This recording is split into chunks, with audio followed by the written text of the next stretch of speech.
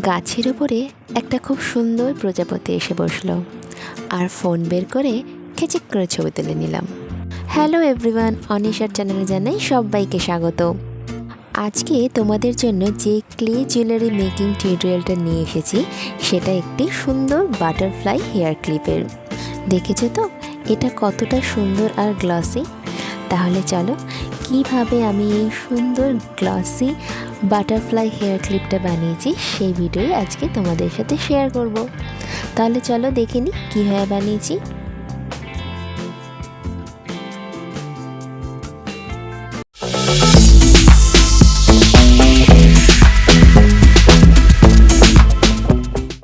সবার প্রথমে মোল্ডেড ক্লের দুটো কম্পোনেন্টসকে আমি খুব ভালোভাবে মিশিয়ে নিয়েছি। তারপরে সেই ডোটাকে আমি একটা প্লাস্টিকের ওপরে রেখে একটু পাতলা করে বেলে নিচ্ছি। একদম পাতলা রাখবো না, একটু থিকনেস রাখবো, কারণ ক্লিপটা আমি যেরকম বানাবো ঠিক সেরকমই। এবারে ক্লিপের সাইজ অনুযায়ী আমি একটা কাগজে প্রজাপতিটা এঁকে নিয়েছি। তারপরে সেটাকে কেটে নিয়ে আমি ক্লের ওপর বসিয়ে দেখো একটা কাটার দিয়ে চারধারটা সুন্দর করে কেটে নিচ্ছি।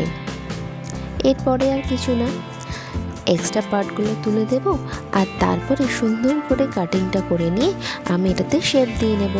ব্যাস, আমাদের বাটারফ্লাইটা একদম রেডি।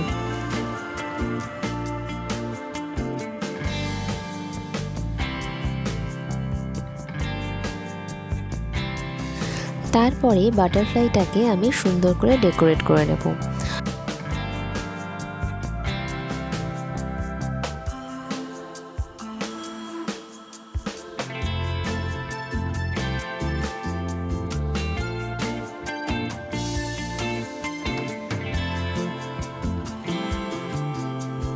এরপরে প্রজাপতির দুধারে আমি একটা পেনের ঢাকনা দিয়ে দুটো ছিদ্র করে দিচ্ছি, যেখান দিয়ে আমি চুলের সাথে ক্লিপটাকে আটকাতে পারবো।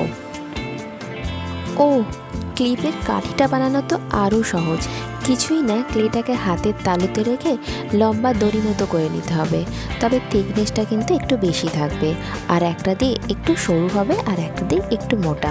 ব্যাস, এরপরে আর কি ক্লিপগুলোকে সুন্দর করে শুকনো হওয়ার আগে প্রজাপতিটাকে আমি একটু শেপ দেওয়ার জন্য দেখো আমি একটা আঠার জায়গার উপরে রেখেছিলাম। তোমরা প্লাস্টিকের বোতল বা ছোট যে কোনো শেপ দেওয়ার মতো যে কোনো কিন্তু কন্টেনারের উপরে রাখতে পারো। এরপরে ভালোভাবে শুকনো হয়ে যাওয়ার পরে আমি এটাকে আমার মনের মতো করে রং করে নিয়েছি। আর রংটা ড্রাই হয়ে গেলে আমি কিন্তু এতে একটু ভার্নিশ অ্যাপ্লাই করে নেব।